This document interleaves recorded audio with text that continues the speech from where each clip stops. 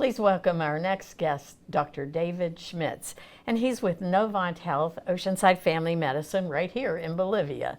Welcome back to the show today. Thank you. You're always such a great guest. Thank you for giving up time today. My pleasure. Great. Well, June is National Men's Health Month, and so we're going to sort of focus on that. Sure. So tell me why it's important for men to play an active role in their health care. Well, men are oftentimes seen as the providers or the stalwarts of the family. So they're there protecting others and making sure others get their care, sometimes at the lack of their own. So to ensure that they stay healthy, it's important that they be seen at least once a year for a regular annual physical assessment with lab work to make sure that they're healthy and to make sure they're not falling down any health problems that may have run in future or previous generations.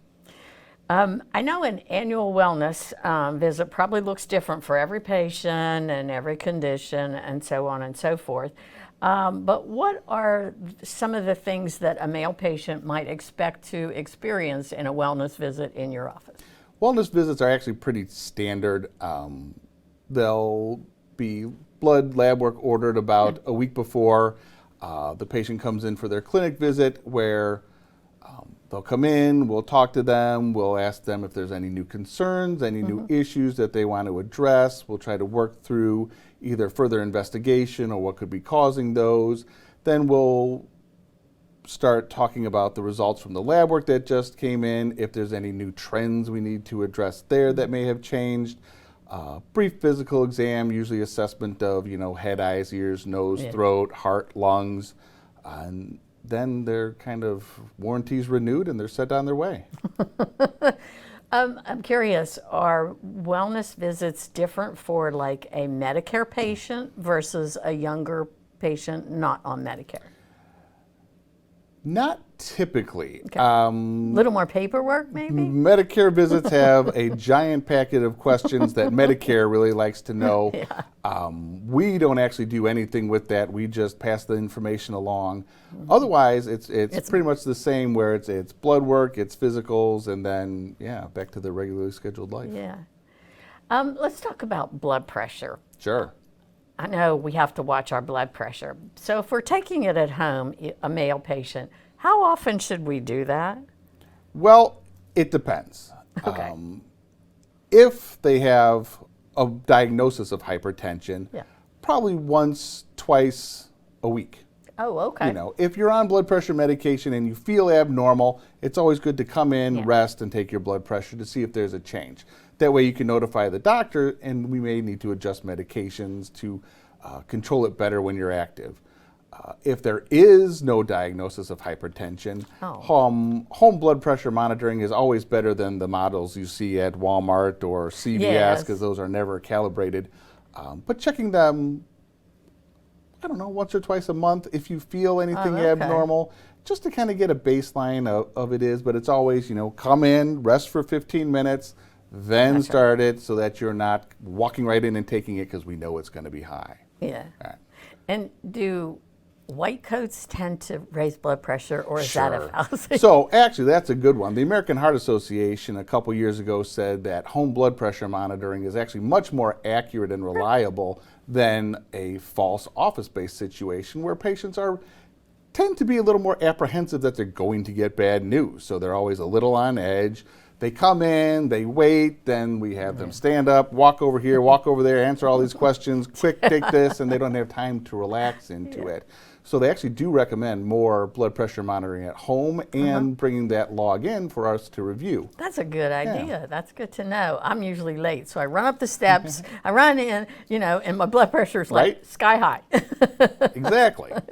False elevation. Yeah. How about when you run all this blood work, like urine and blood, what are you looking for? It's a good way to get us a baseline of what enzymes are active for different organs in the body. Okay. Instead of running full body CTs, which are never approved or anything like that, the blood work gives us a good analysis as are organs working appropriately, filtering and maintaining different enzymes and electrolytes and activities in the body, to give us a general idea of how well they're still functioning. Okay, let's move on to prostate screening. I think there are some new guidelines out there. Can you remind us what those are? Well, that is actually, I was just having a conversation with our urology department. There's a bunch of societies out there that have differing values. Our office uses the ones provided by Sloan Kettering, which bases prostate examination starting at age 45 through age 70, and then delineates based upon the PSA result how often they get tested after that and when to elevate from just a blood sample to an actual urological visit where they may want to do an ultrasound or a digital rectal or even sampling. So you probably talk about that process with your patients.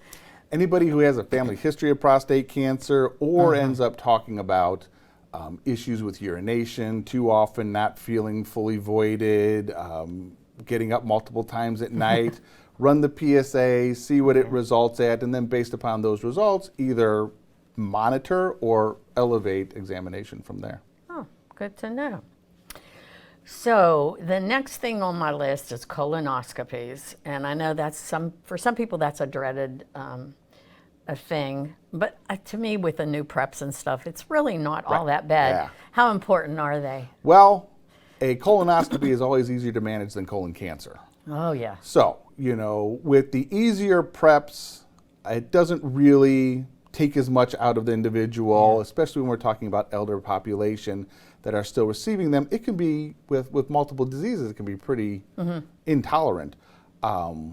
If there's no history of cancer, there's never been a polyp, home testing using the Cologuard kit is always appropriate, If there's ever been a family history or an abnormal Cologuard result or a polyp, then follow up with colonoscopy with our gastroenterology department's appropriate. But again, that's also based on, have they ever found one, to determine how often they get it, and what type of polyp was found. Since there's multiple types that can be found, either regular, not mild dysplasia versus more significant ones to determine, you know, are you on a 1 year, a 3 year, a 5 year, or a 10-year plan? They typically remove polyps during a at the time. If they find them, they will always remove them, depending on the severity, but I don't think I've ever heard of one leaving one behind and having to go back in later for it. And then they'll send it off for testing to see what it is and if they need to advance for other type of assessments. And again, you can have them every year or every 3 years, depending on what they find. Absolutely. Is that correct? Yep. And then after, what, 75? 75 is when they typically end. Unless you have Right. Unless there's a significant abnormality or there's just so many polyps every time, they usually can get them pushed out to age 80. And then after that, of course, if specialty recommends it, it can always be discussed with insurance for coverage. Wow. I know that mental health has been in the news a lot lately. Do family physicians typically broach that subject? Absolutely. We are the gatekeepers. So we get all the comments and all the concerns. So if anybody has any issues for anxiety, mental health, they absolutely need to bring it up with their family doctor so we can address it and either start treating it or get them the treatment they need. Any other health and wellness tips for us today? Just making sure you come in and get your regular exams at least yearly so that we can catch any problems early, because even if it's a little bit right now, you don't want to wait till it gets big and is much more hard to treat then.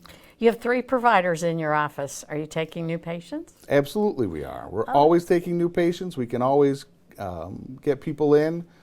Just call the front office and give us all your information and we'll get back to you. Great.